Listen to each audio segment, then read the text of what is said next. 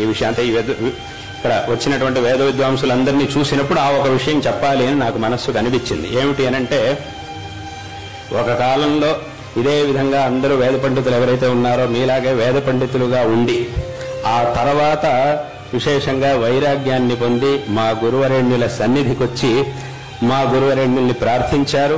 విశేషంగా అన్నిటినీ త్యజించి సన్యాసాన్ని స్వీకరించారు.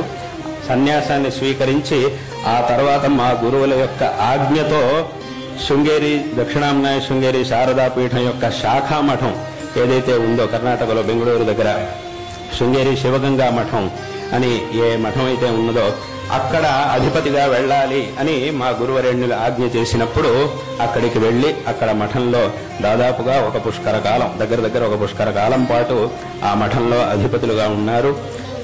పురాశ్రమంలో కంభంపాటి నాగేశ్వర అవధాని గారు, ఆయన వేద పండితులు. ఆయన ఎప్పుడు కూడా ప్రతి సంవత్సరం శృంగేరికి చాలాసార్లు వస్తూ ఉండేవారు. ఆయన ఒక కాలంలో అందరూ అంటే ముందు చక్కగా వేద విద్వాంసులుగా ఉండి చక్కగా వేదాధ్యయనాన్ని చేసి ఆచారంగా సంప్రదాయంగా ఉంటూ ఆచారయుక్తమైనటువంటి జీవనాన్ని సాగిస్తూ అందరికీ కూడా తెలిసినటువంటి వారు పరిచితులైనటువంటి వారే మళ్ళీ ప్రత్యేక పరిచయం చేయాల్సినటువంటి అవసరం లేదు.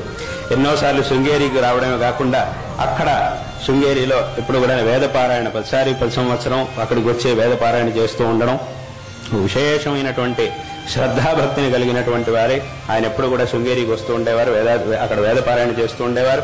ఆయన వేదాధ్యయనం చేశారు. అదేవిధంగా ఆయన వంశంలో వేదాధ్యయన పరంపర నుంచి వచ్చినటువంటి వారు అదేవిధంగా తమ పిల్లల్ని కూడా చక్కగా వేదాధ్యయనం చేయించారు. తర్వాత ఆ పురాశ్రమంలో మనవాళ్ళు అందరూ కూడా ఇప్పుడు వేదాధ్యయనం చేస్తూ ఉన్నారు.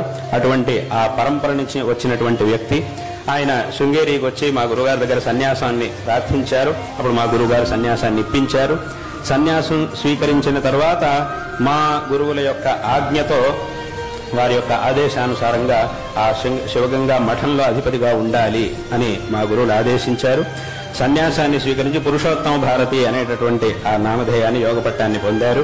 ఆ తర్వాత అక్కడ శివగంగా మఠానికి వెళ్ళి అక్కడ దాదాపుగా ఈ పుష్కర కాలం పాటు మఠాధిపతిగా అక్కడ ఉండి, అంటే మఠాధిపతిగా ఉన్నటువంటి సందర్భంలో ఆయన ఒకటి మఠాధిపతి అని మాత్రం కాకుండా ఒక ఆదర్శమైనటువంటి మఠాధిపతిగా ఆయన ఉండేవారు. అలా ఆయన ఒక చక్కటి ఆచారంతో ఒక ఆదర్శమైనటువంటి మఠాధిపతిగా ఆయన ఉంటూ ఉండేవారు.